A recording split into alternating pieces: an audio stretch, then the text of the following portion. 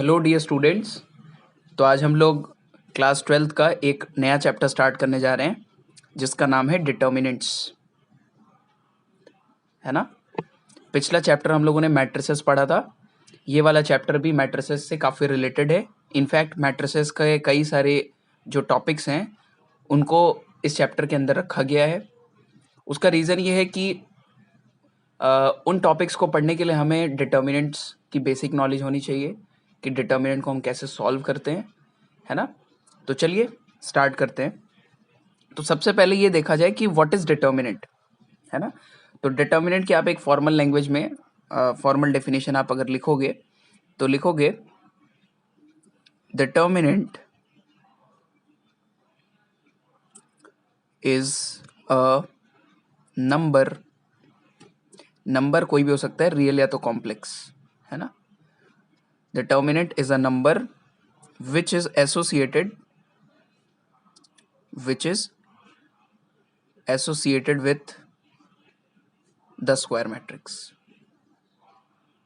ठीक है। तो भाई हमने क्या कहा, डिटर्मिनेंट जो होता है वो बेसिकली एक नंबर होता है जो स्क्वायर मैट्रिक्स के साथ एसोसिएटेड होता है। तो कैसे एसोसिएटेड होता है, तो चलिए अब समझते हैं। फॉर एग्जाम्पल हमने एक सेकेंड ऑर्डर का मैट्रिक्स लिया है 1 2 3 4। ये सेकेंड ऑर्डर का मैट्रिक्स है and we have to find the determinant of this matrix. हमें क्या करना है, इस मैट्रिक्स का डिटर्मिनेंट निकालना है। तो अगर हम इस मैट्रिक्स का डिटर्मिनेंट लिखें तो सबसे पहली बात कि उसको डिनोट कैसे करते हैं। उसको डिनोट करने का तरीका होता है ए और उस पर इस तरह का साइन लगा देते हैं, है ना। ये कंफ्यूज मत होइएगा, this is not a symbol of modulus, है ना। यहाँ पे ये मॉड का साइन नहीं है, ये डिटर्मिनेंट डिनोट कर रहा है। इसका मीनिंग ये हुआ कि हम मैट्रिक्स ए का डिटर्मिनेंट ले रहे हैं। या तो आप ऐसे भी लिख सकते हो DET ऑफ ए, और ये क्या हो जाएगा 1 2 3 4। और ये क्या चीज है, ये सेकेंड ऑर्डर का डिटर्मिनेंट है।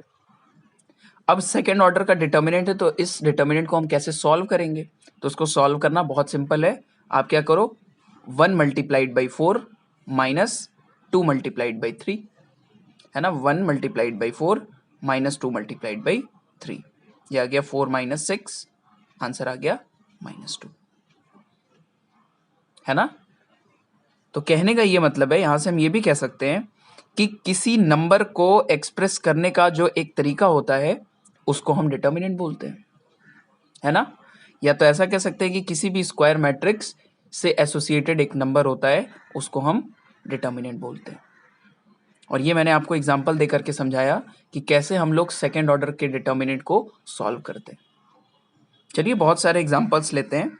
जैसे एक क्वेश्चन आपके लिए, इवेल्युएट दिस 3 - 4 7 9। तो इसका आंसर क्या आ जाएगा बच्चों, बहुत सिंपल है, इसको इससे मल्टीप्लाई कर देंगे। 3 9 -4 मल्टीप्लाइड बाई 7 -4 मल्टीप्लाइड बाई 7, तो ये कितना आ जाएगा 27 प्लस 28। तो ये कितना आ जाएगा, ये आपका आ जाएगा 55। यही आंसर हो जाएगा, है ना। तो अगर इसी चीज को जनरलाइज कर दे तो सेकेंड ऑर्डर का जो डिटर्मिनेंट है, डिटर्मिनेंट ऑफ ऑर्डर 2, तो अगर कोई डिटर्मिनेंट इस तरीके से लिखा हुआ है A1 A2 B1 B2, तो इस डिटर्मिनेंट की वैल्यू क्या हो जाएगी, A1 B2 minus A2 B1, है ना। Simple, this multiplied by this minus this multiplied by this. तो डिटर्मिनेंट ऑफ ऑर्डर 2। चलिए एक और क्वेश्चन देख लेते हैं। इवेल्युएट, ये x है, x + 1 x - 1 और ये x। आपको इसकी वैल्यू इवेल्युएट करनी है। बहुत सिंपल है, x मल्टीप्लाइड बाई x, ये हो गया x² minus x + 1 multiplied by x - 1। तो ये कितना हो जाएगा, ये आ जाएगा x² - 1, ब्रैकेट ओपन होगा, x² कैंसिल हो जाएगा, आंसर क्या आ जाएगा 1। है ना। तो आप आई होप आपको सेकेंड ऑर्डर का डिटर्मिनेंट सॉल्व करना आ गया है। अब बहुत इंपॉर्टेंट चीज देखते हैं, डिटर्मिनेंट ऑफ ऑर्डर 3, है ना, डिटर्मिनेंट ऑफ ऑर्डर 3। तो हमारे पास एक डिटर्मिनेंट है A1 B1 C1, A2 B2 C2, A3 B3 C3। हमारे पास एक थर्ड ऑर्डर का डिटर्मिनेंट है और हमें इस डिटर्मिनेंट को क्या करना है, सॉल्व करना है। ठीक है, तो बेसिकली डिटर्मिनेंट को जब हम सॉल्व करते हैं तो हम इसको एक्सपैंड करते हैं। अब इस डिटर्मिनेंट को अगर एक्सपैंड करने की बात करें तो हम इसको 6 तरीके से एक्सपैंड कर सकते हैं। या तो हम इस डिटर्मिनेंट को रोज के अलोंग एक्सपेंड कर सकते हैं, या तो हम इस डिटर्मिनेंट को कॉलम्स के अलोंग एक्सपेंड कर सकते हैं। तो चलिए हम आपको धीरे धीरे चीजें समझाते हैं।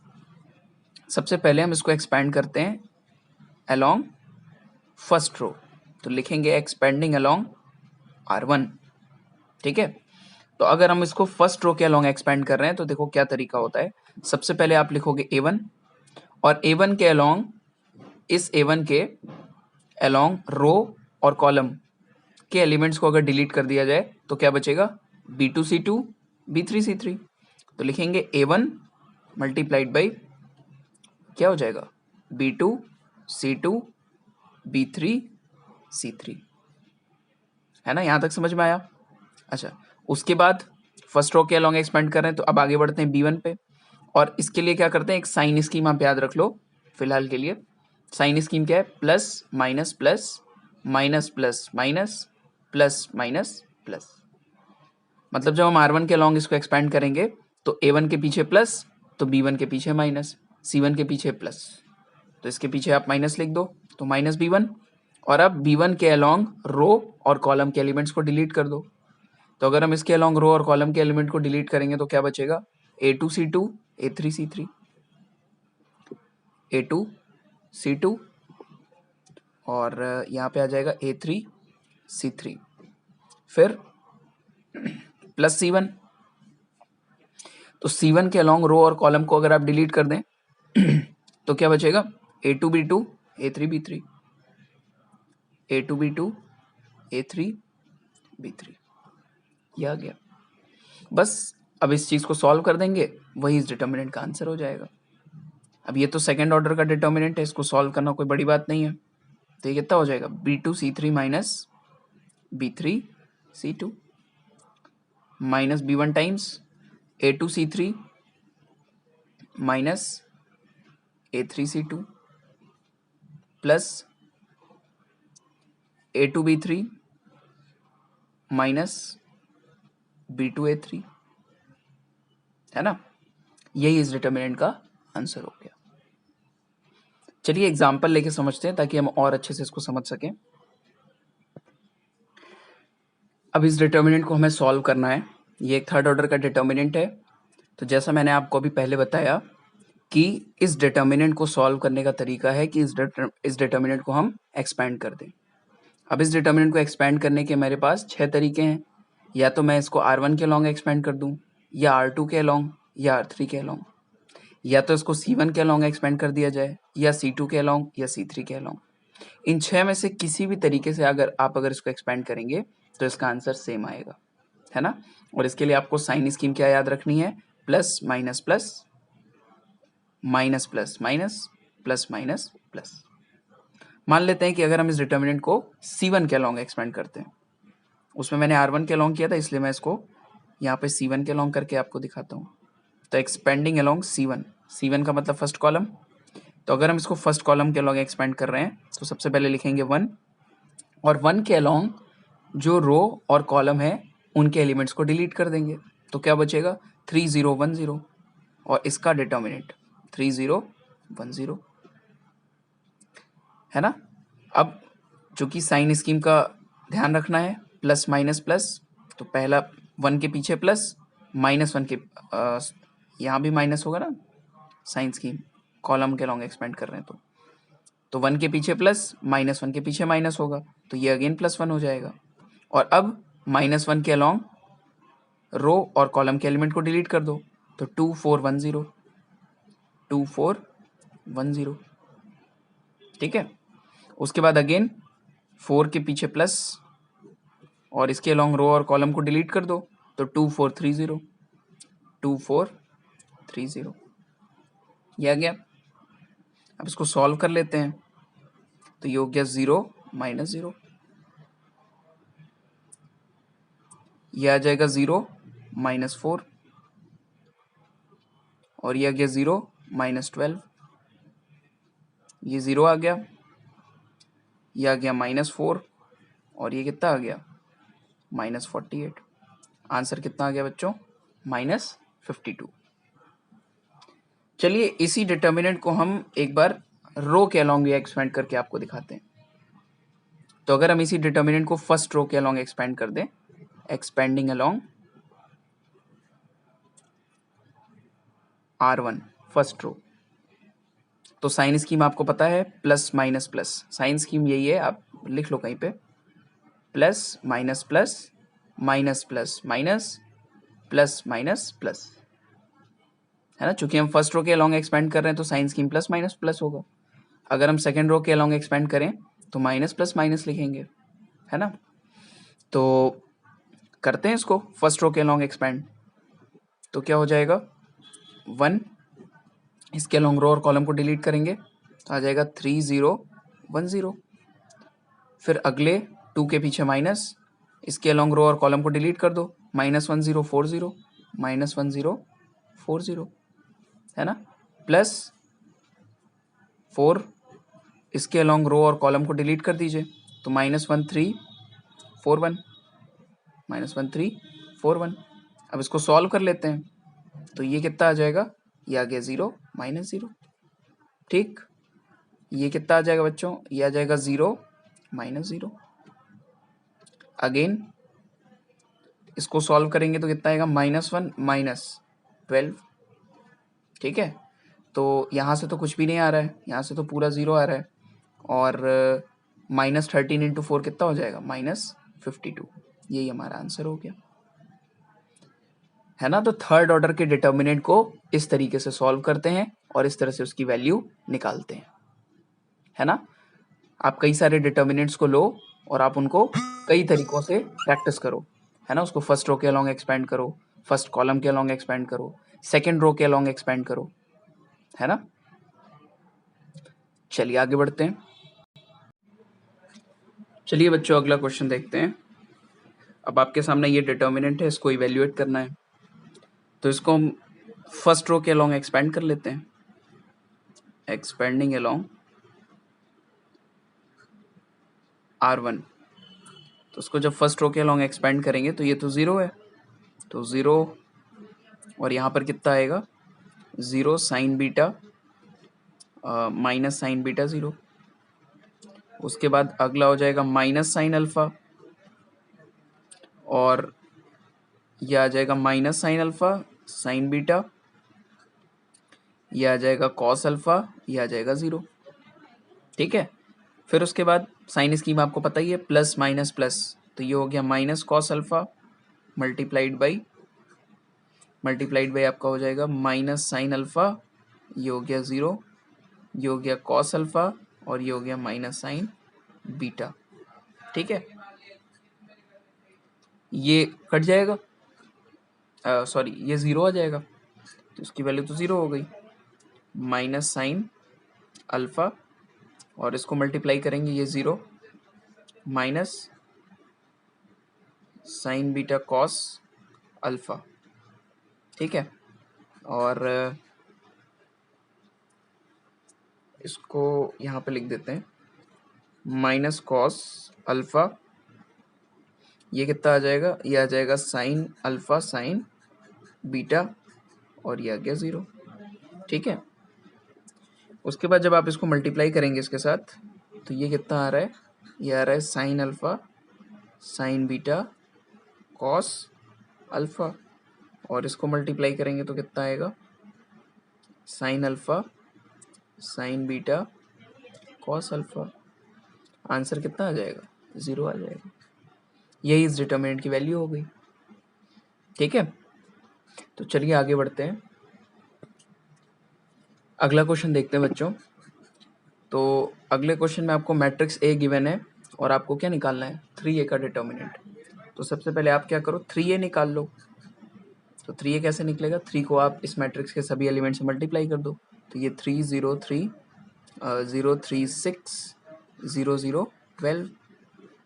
अब आप क्या करें, अब आप इसका डिटर्मिनेंट ले लें। तो डिटर्मिनेंट आपको लेना आता है 3 0 3 0 3 6 0 0 12। अब इस डिटर्मिनेंट को अगर हम फर्स्ट कॉलम के अलोंग एक्सपेंड करेंगे तो वो ज़्यादा ईजियर होगा, क्योंकि आप देख रहे हैं कि फर्स्ट कॉलम के 2 एलिमेंट ऑलरेडी 0 हैं, है कि नहीं। तो आप अगर फर्स्ट कॉलम के अलोंग इसको एक्सपेंड कर दो, एक्सपेंडिंग अलोंग C1, तो क्या होगा 3 और इसके साथ डिटर्मिनेंट क्या आएगा, इसके अलोंग रो और कॉलम को डिलीट कर दिया, 3 6 0 12 3 6 0 12। इसके अलावा इन दोनों के लिए लिखने की कोई ज़रूरत नहीं है, बिकॉज 0 मल्टीप्लाइड बाय एनीथिंग 0। तो अब फाइनली इसी को हम सॉल्व कर देंगे। तो ये कितना आ रहा है 36 और ये कितना आ जाएगा 0। तो हमारा जो आंसर आएगा वो कितना आ जाएगा 108,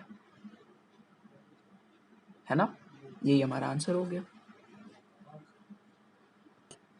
तो बच्चों अब हमने अब तक क्या क्या सीख लिया, हमने ये सीख लिया कि कैसे हम सेकंड ऑर्डर के डिटर्मिनेंट की वैल्यू निकाल सकते हैं और कैसे हम थर्ड ऑर्डर के डिटर्मिनेंट की वैल्यू निकाल सकते हैं। अब चलिए एक और चीज़ सीखते हैं, minors and cofactors. Minors and cofactors, ठीक है। तो व्हाट इज माइनर, तो माइनर को अगर हम डिफाइन करें तो इसको आप लिख सकते हैं कि minor of an element is obtained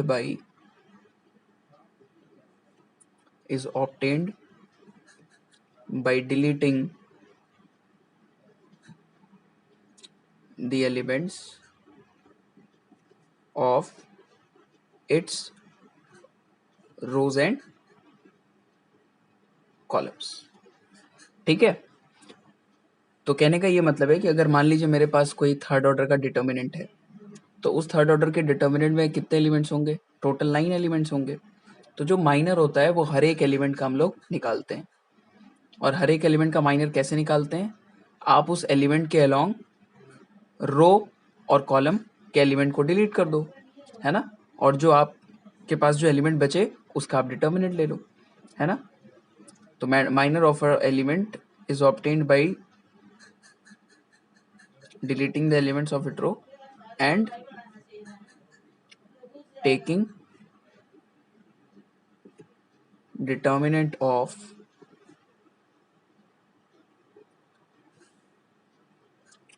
remaining elements, ठीक है। एग्जाम्पल से समझते हैं इसको। मान लीजिए कि मेरे पास एक डिटर्मिनेंट है, ये है A1 B1 C1 A2 B2 C2 A3 B3 C3। इस तरीके से हमारे पास एक डिटर्मिनेंट है और हमें इस डिटर्मिनेंट का क्या निकालना है, हर एक एलिमेंट का माइनर निकालना है। तो पहली बात तो माइनर को कैसे डिनोट करते हैं बच्चों, माइनर को डिनोट करते हैं MIJ से। यहाँ पे I क्या डिनोट कर रहे हैं, नंबर ऑफ रो को, और J नंबर ऑफ कॉलम को। तो फॉर एग्जांपल अगर हम इस पर्टिकुलर एलिमेंट का माइनर निकाल रहे हैं तो उसको लिखेंगे M11।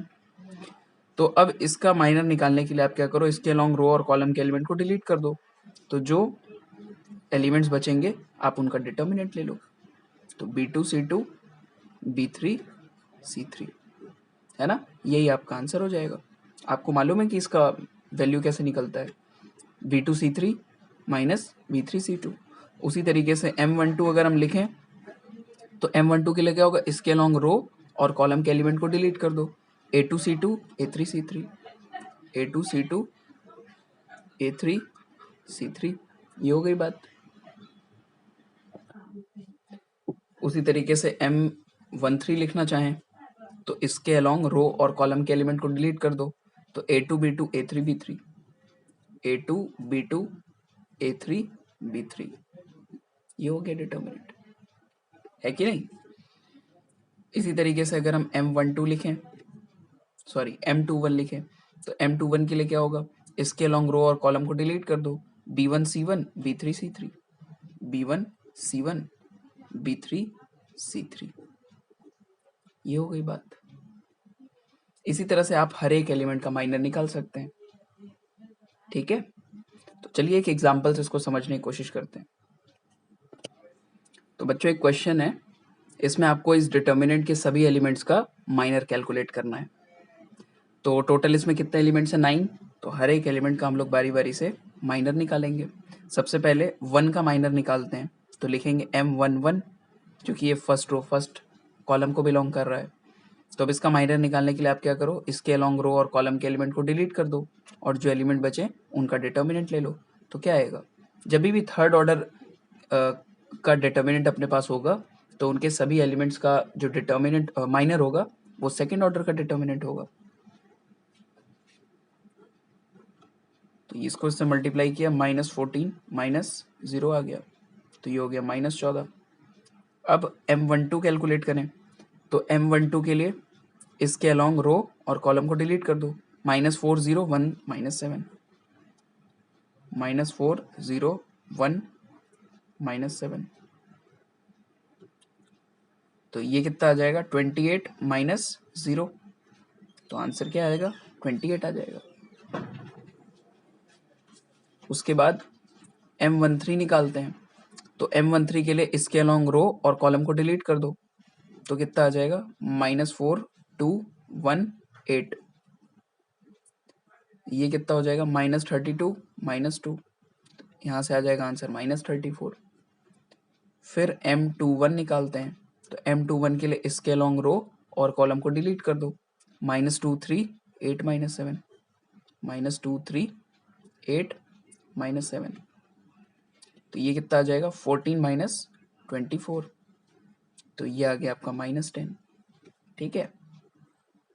अब M22, तो M22 के लिए आप क्या करो, इसके अलोंग रो और कॉलम के एलिमेंट को डिलीट कर दो, तो 131 -7, 131 -7, जब आप इसको सॉल्व करेंगे तो कितना आ जाएगा, -7 -3 -10।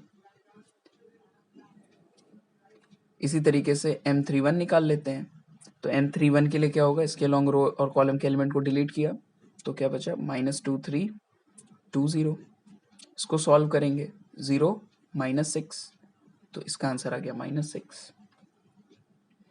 M32 की बात करें अगर, तो M32 क्या होगा, इसके अलोंग रो और कॉलम को डिलीट कर दो, 13 -40, 13 -40, तो ये आ गया 0 -12, तो ये हो गया +12, ठीक है। और लास्टली M33 की बात करते हैं, तो इसके अलोंग रो और कॉलम को डिलीट कर दें, तो क्या आ जाएगा, 1 -2 -4 और ये 2, अगले स्टेप में ये कितना आ जाएगा, 2 माइनस ये आ गया 8, तो इसका आंसर आ गया -6, है ना। तो बहुत ही आसान है, जैसे आप डिटर्मिनेंट की वैल्यू निकालते थे किसी भी रो या किसी कॉलम के अलोंग, तो आप क्या करते थे, उस रो के तीनों एलिमेंट का एक्चुअल में माइनर निकालते थे और उसको उस एलिमेंट से मल्टीप्लाई करते थे, है ना। अभी मैं आपको डिटेल में समझाऊंगा, फिलहाल आप इतना समझो कि किसी भी डिटर्मिनेंट के हर एक एलिमेंट का माइनर अगर निकालना है तो आप उस एलिमेंट के अलोंग रो और कॉलम के एलिमेंट को डिलीट कर दो और बचे हुए एलिमेंट का डिटर्मिनेंट ले लो। इसको नोट कर लो अच्छे से। अब बच्चों आपको अगर माइनर का कंसेप्ट क्लियर हो गया है तो हम आगे बढ़ते हैं कोफैक्टर की तरफ, है ना। तो कोफैक्टर क्या होता है, what is cofactor? Cofactor is somehow related to minor, है ना।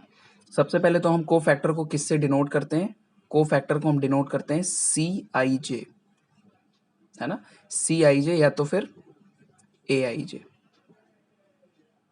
और CIJ इज इक्वल टू कितना होता है, ये आपका हो जाता है -1 की power I + J into Mij.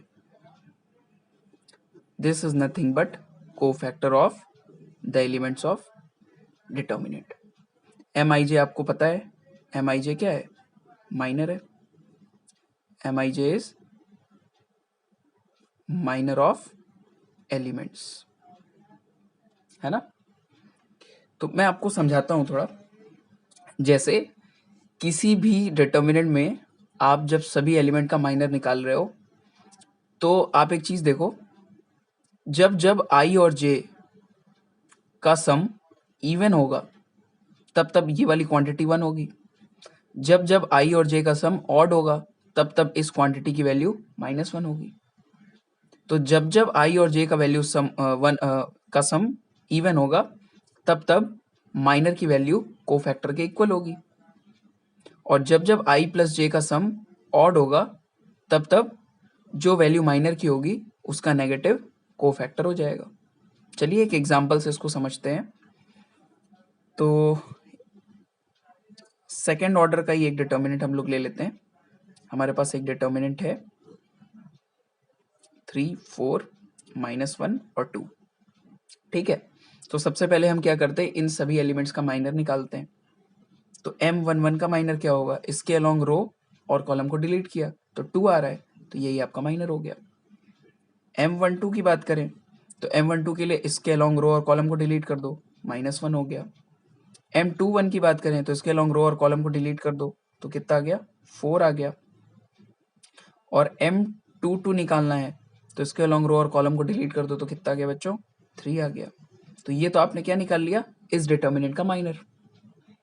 तो चूंकि मैंने आपको ये बताया है कि जब जब i प्लस जे क्या होगा, इवन होगा, तब तब उसकी वैल्यू कितनी हो जाएगी बच्चों, तब तक उसकी वैल्यू 1 आएगी.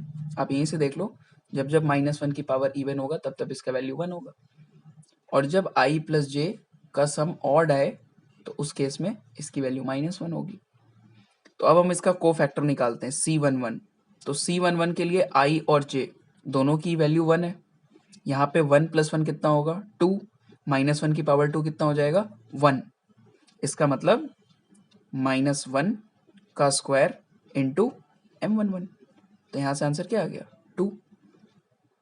C12 क्या होगा, C12 के लिए -1 की पावर 1 + 2, 3 और मल्टीप्लाइड बाय -1. इसका आंसर क्या आ गया, 1 आ गया. फिर इसी तरीके से C21 के लिए -1 की पावर 3 इंटू 4, -4 आ गया. और C22 कितना हो जाएगा, -1 की पावर 4 इंटू 3, इसकी वैल्यू 3 होगी, है ना. तो आप बेसिकली इतना याद रख लो कि जब जब i और j का वैल्यू इवन आएगा, मतलब सॉरी, जब जब i और j का सम इवन आएगा तब तब माइनर कोफैक्टर के इक्वल होगा. और जब i प्लस j का सम ऑड आएगा उस केस में क्या होगा, आप माइनर का साइन चेंज कर दो तो कोफैक्टर मिल जाएगा. अगर माइनर +1 है तो आप कोफैक्टर -1 लिख दो. ठीक है. एक और एग्जांपल लेते हैं, एक और एग्जांपल लेके देख लेते हैं.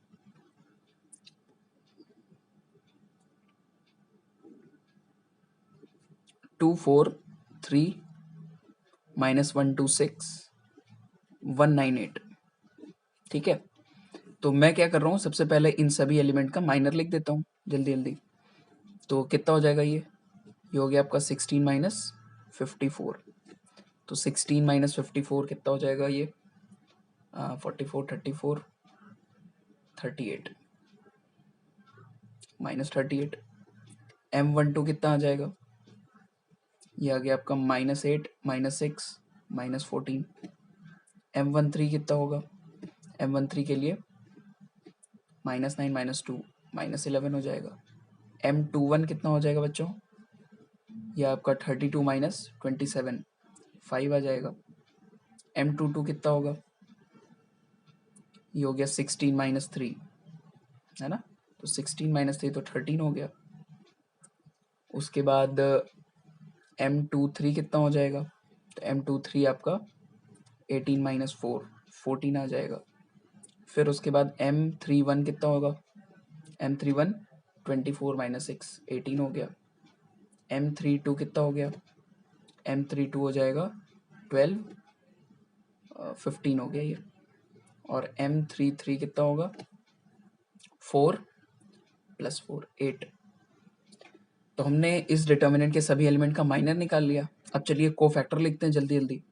C11 C12 C13 C21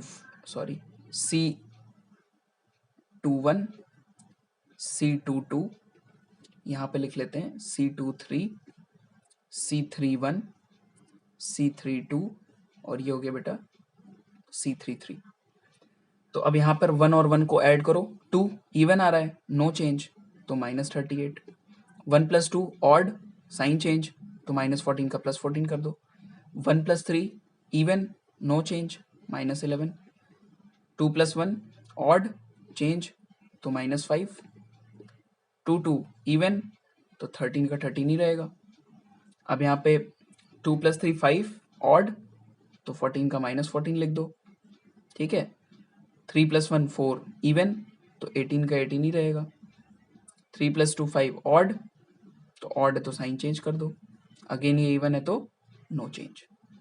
है ना कितना आसान। तो आप इस तरह के खूब सारे क्वेश्चंस को प्रैक्टिस कर लो, ठीक है। एनसीईआरटी की बुक में भी दिया हुआ है, और मैं इस वीडियो के साथ डिस्क्रिप्शन में डीपीपी का लिंक आपको दे देता हूँ। आपके जिन बच्चों के पास बुक नहीं है, जो बच्चे भी बुक नहीं ले पाए हैं, वो बच्चे उस डीपीपी को भी सॉल्व कर सकते हैं। उसमें मैंने आंसर्स भी हर क्वेश्चन के बाद लिख दिया है। अगर आपको ये वीडियोस अच्छे लग रहे हैं तो प्लीज़ इस वीडियो को सब्सक्राइब करिए और अपने फ्रेंड्स को भी शेयर करें। और अपने जो भी डाउट्स हैं या तो आपको जो भी प्रॉब्लम हो रही है तो आप कमेंट सेक्शन में मुझे ज़रूर बताएं। Okay, thank you.